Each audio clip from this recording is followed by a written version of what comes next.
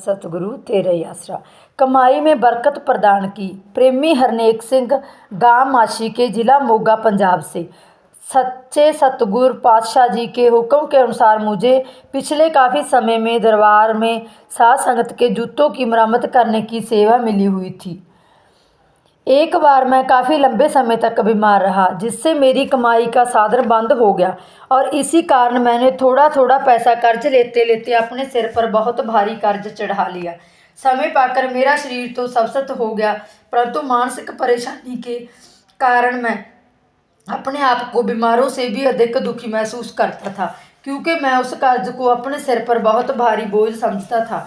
उसी बोझ को जीवन भर कमाई करने पर भी नहीं उतार सकता था, क्योंकि सारे परिवार में मैं अकेला कमाई करने वाला था। दिन भर में जो कमाता था उससे केवल घर परिवार का गुजारा मुश्किल से ही चलता था। इसीलिए मैं जीवन भर कर्ज से मुक्त नहीं हो सकता था और यही चिंता मुझे दिन रात खाए जाती थी। मैं उस कर्ज का इतना भारी बोझ कैसे उतार पाऊंगा। अपनी उसी चिंता को लेकर मैं दया के सागर पूज्य परमपिता जी की हजूरी में पेश हो गया। मैंने दो जहानों के मालिक शास्त्रनाम जी महाराज के पवित्र चरण कमलों में अपनी सारी दुख भरी कहानी कह सुना दी। इस पर पूज्य दत्तार जी ने फरमाया, भाई दरबार की सेवा भी करता रह तथा अपने घर में खूब दिल लगाकर काम कर। विप्रवा मस्ताना जी तुम्हारी कमाई में आप ही बरकत प्रदान करेंगे। हम प्यारे सतगुरु जी का इलाही वचन था, इसीलिए कुल मालिक परमपिता जी की कृपा से मेरा रोजगार पूरे जोरों पर चलने लगा। सच्चे पातशाह जी की कृपा से मैंने कुछ ही महीनों में अपना सारा कर्ज उतार दिया।